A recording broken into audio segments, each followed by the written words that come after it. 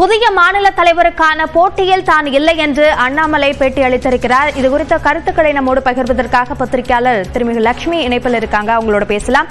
லட்சுமி, அண்ணாமலை தற்போது புதிய மாநில தலைவருக்கான போட்டியில் இல்லை என்று குறிப்பிட்டிருக்கிறார்.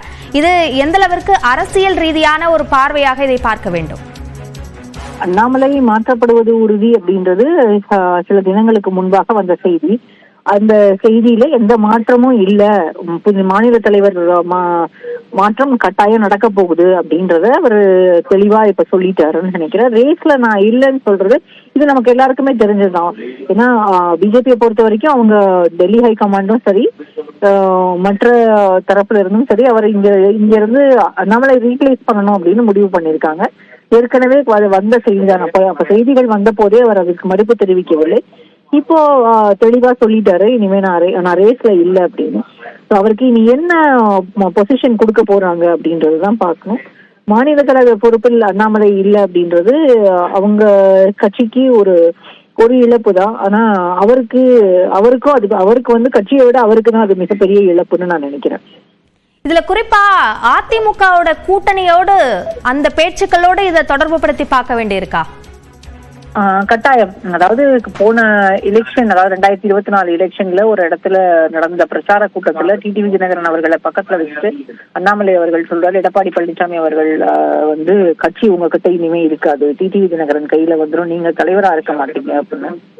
இன்றைக்கு அது வேறு விதமாக மாறி இருக்கிறது. அதிமுகவோடு கூட்டணி வேண்டும் அப்படிங்கிறதுக்காக பிஜேபி வந்து அண்ணாமலை அவர்களை அந்த இடத்துல இருந்து மாற்றுவதற்கு தயாராகி இருக்கிறதுங்கிறது அவங்க கட்சிக்குள்ளாக அவங்க வந்து கூட்டணிக்காக என்ன வேணா செய்வாங்க அப்படின்றது புரிஞ்சுக்க வேண்டியது.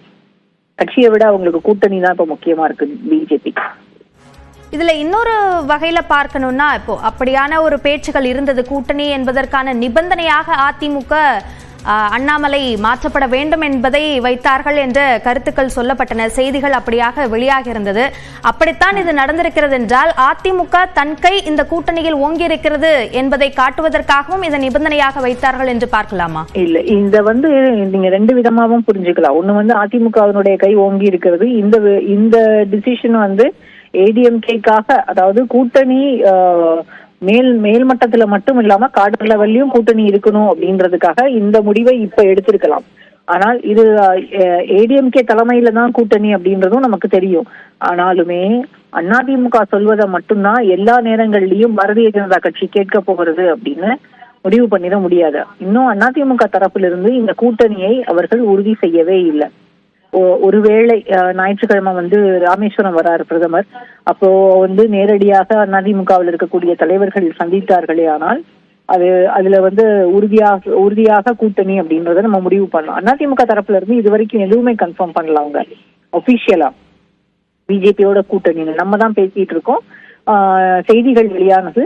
ஆனா அவங்க தரப்புல இருந்து இது வரைக்கும் கன்ஃபார்ம் பண்ணல. ஸோ ஏடிஎம்கேவை பொறுத்த வரைக்கும் அவங்க தலைமையில கூட்டணி இருக்கணும்னு நினைக்கிறாங்க. ஆனா பாரதிய ஜனதா கட்சி அதிமுகவை என்டிஏக்குள்ள அகாமடேட் பண்ணிக்கணும் அப்படின்றதுக்காக அவங்க கட்சியினுடைய தலைமையை அவங்க வந்து ரீப்ளேஸ் பண்ணணும்னு முடிவு பண்ணிருக்காங்க. இதுக்கு பிறகு இன்னைக்கு வந்து இது எல்லாமே வந்து அதிமுக கண்ட்ரோல்ல இருக்க மாதிரி இருக்கலாம்.